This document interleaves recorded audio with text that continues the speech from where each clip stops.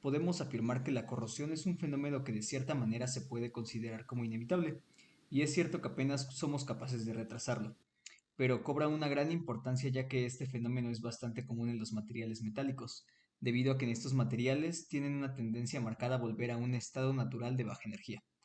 Es importante mencionar que si queremos prevenir la corrosión, tenemos que conocer los fundamentos de la misma, para que de esta forma podamos aplicar los métodos de protección adecuados para un componente que se encuentre en condiciones de servicio. Antes que nada, o mejor dicho, antes que todo, el objetivo de manera general de este proyecto es el de analizar la corrosión que ocurre a las estructuras de construcción, ya que suelen estar sujetas a ataques corrosivos ocasionados por distintos aspectos que se mencionan de manera más precisa más adelante. Eh, Algunas de las motivaciones que nos hicieron elegir este tema de investigación son que, primero, la corrosión causa la pérdida de miles de millones de dólares cada año, ya que estas pérdidas están relacionadas con el reemplazo de materiales que se tienen que hacer cuando una pieza se ha malogrado por este efecto. Otra sería que la corrosión tiene un impacto ambiental bastante fuerte, ya que cuando un material se debe sustituir, requiere de toda una industria para lograrlo. Lo que si bien promueve esta industria como lo es la industria del acero, requiere del sacrificio de una cantidad de recursos naturales en el lugar donde se extrae el mineral, además de que se requiere de grandes cantidades de energía para convertir el mineral en un material útil para la industria, lo que a su vez nos provoca un cambio en el medio ambiente, como el efecto invernadero, la lluvia ácida, y todo esto por la generación de energía requerida para poder utilizar un mineral como una pieza útil.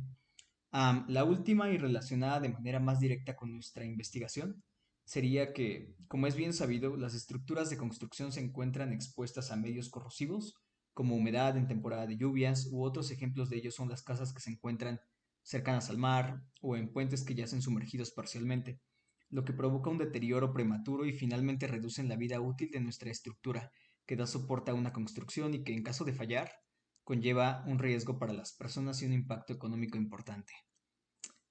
Ahora continuamos con los antecedentes. Antes que nada, es importante definir el concepto de corrosión, el cual de manera resumida se puede definir como un deterioro que le ocurra a un material, ya sea por un ataque químico de su ambiente o bien por otros factores como es el esfuerzo mecánico o por la erosión. Usualmente cuando nos referimos al fenómeno de corrosión, lo relacionamos con metales, ya que estos son susceptibles a tener electrones libres como se muestra en la imagen, y de esta manera pueden establecer algo que se conoce como celda electroquímica. En su mayoría los metales son corroídos hasta cierto grado por el agua, la atmósfera. También es importante mencionar que la corrosión es conocida como un proceso metalúrgico inverso, ya que como recordaremos de nuestras clases, los metales tienen una tendencia a tratar de estar en un estado de mínima energía. Por ejemplo, el hierro metálico trata de volver al óxido de hierro, mediante la corrosión como se puede observar en la última imagen con esos clavos. Ahora revisaremos también de manera breve algunos tipos de corrosión. Primero tenemos a una clasificación conocida como corrosión uniforme, la cual también es llamada generalizada y ocurre de forma homogénea en una superficie.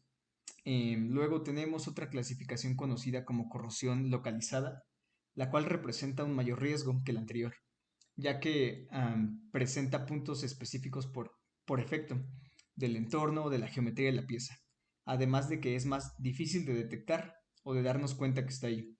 Esta se clasifica en corrosión por cavitación y corrosión por picadura.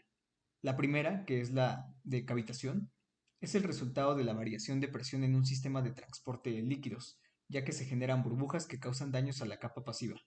La segunda es un resultado de que se acumulen agentes oxidantes en ciertas zonas, y de esta manera aumenta el pH del medio, lo que también nos malogra la capa pasiva.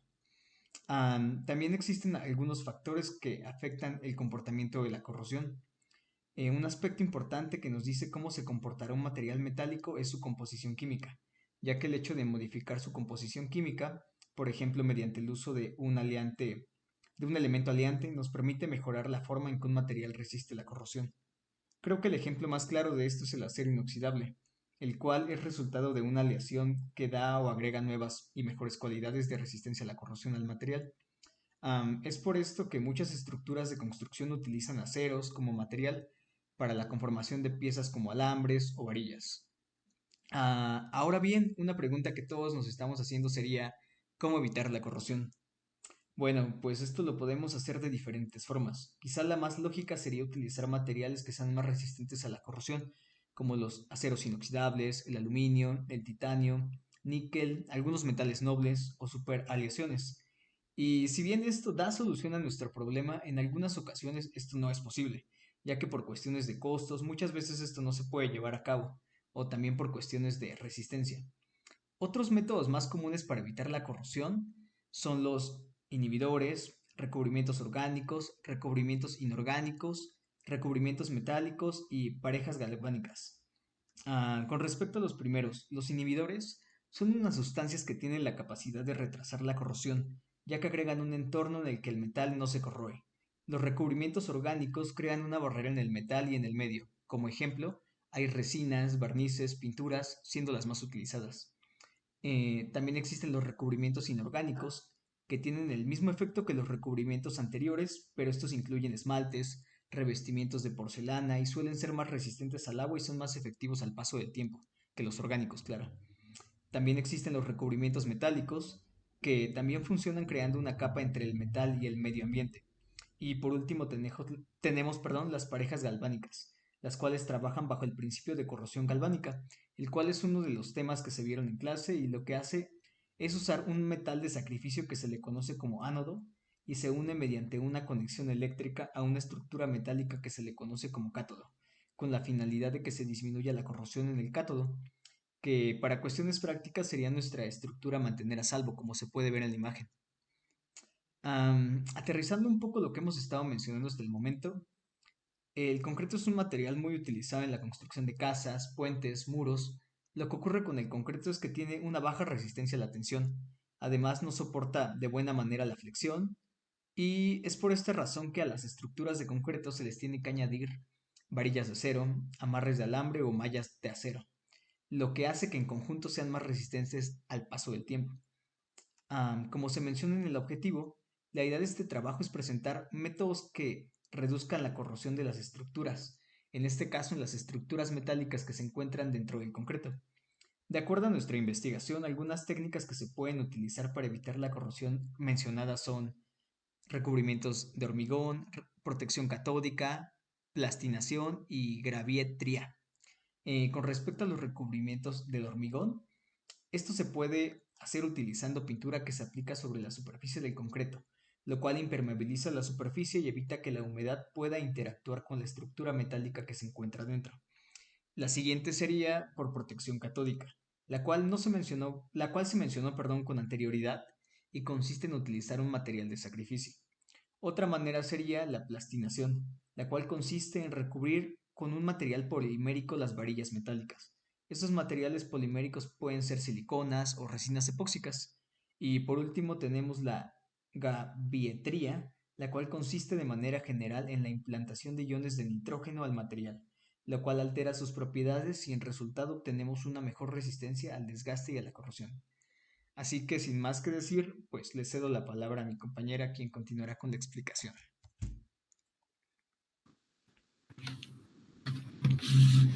Bueno, nuestro desarrollo consiste en hacer un experimento para saber cómo funcionan más o menos o cómo se va desarrollando la corrosión en estructuras de hormigón armado.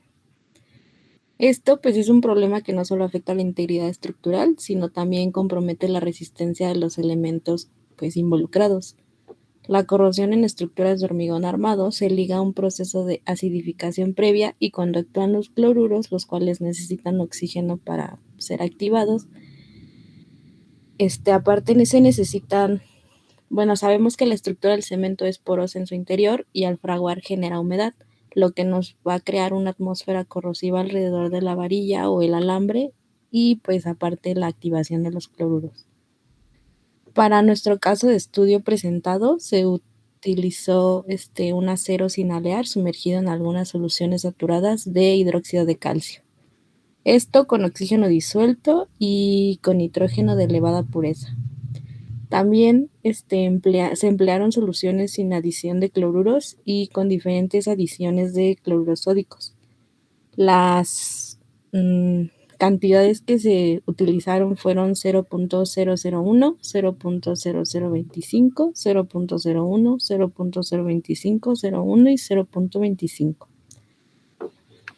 Los defectos geométricos del sistema se simularon formando una abertura pequeña que permite el paso de la solución, la cual vamos a llamar resquicio. Este será de una anchura variable y visualmente accesible, en donde se permite el libre acceso al oxígeno disuelto en el electrolito utilizado.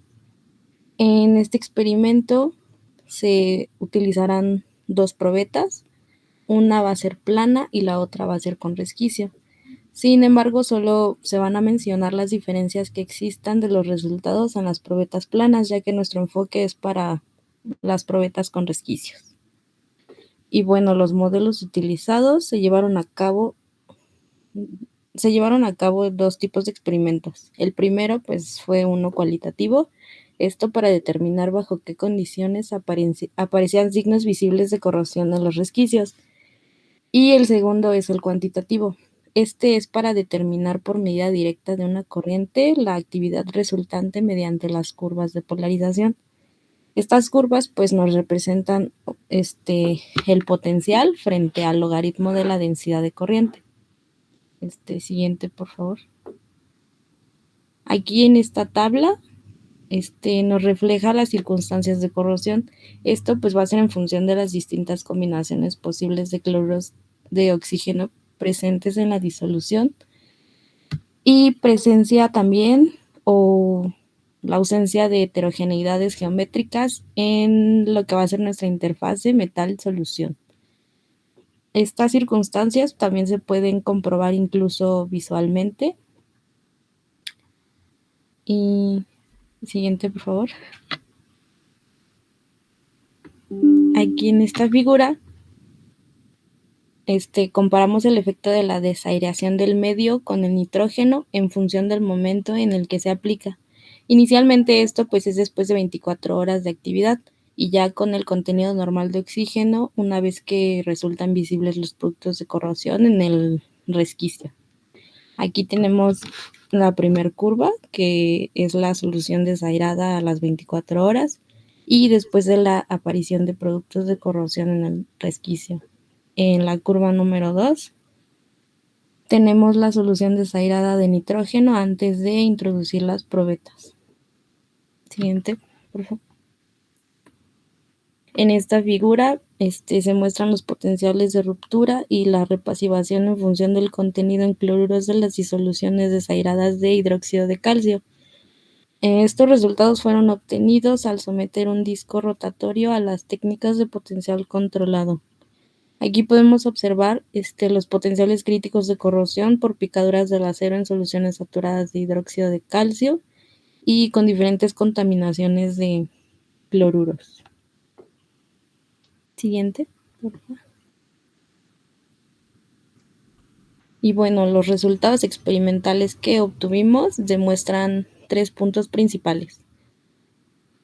El primero, se probó que la necesidad de la presencia de cloruros, sin estos no se produce acidificación apreciable en los resquicios y pues mientras que con cloruros presentes se determinan valores de pH aproximados de 5 y después de un mes de exposición no aparecen signos de corrosión en los resquicios de las probetas presentadas. El segundo punto es que se prueba la necesidad de la presencia de oxígeno disuelto. Aquí pues la ausencia de signos de corrosión después de algunos meses de exposición en los resquicios sometidos a la acción de soluciones de hidróxido de sodio desaireados, incluso para la máxima concentración de cloruros ensayada. Y el tercero, prueba la necesidad de la existencia de defectos geométricos. Esto, en la ausencia de picaduras en las probetas planas, aún en las sometidas a soluciones con oxígeno y la misma concentración de cloruros. Siguiente, por favor. Y bueno, nuestras conclusiones son que dentro del área de la construcción es sumamente importante el cuidado de obras, ya que de ello depende un gran número de personas, así como la seguridad y también el cuidado del medio que rodea cada construcción. Los resultados obtenidos son satisfactorios para estar seguros del método de protección para las varillas o alambres, y por otro lado el uso de varillas planas se limita a estructuras que no se someten a grandes cargas, torsión o flexión, mientras que el uso de las varillas con resquicios es más grande y se recomienda en estructuras grandes que serán sometidas a grandes cargas.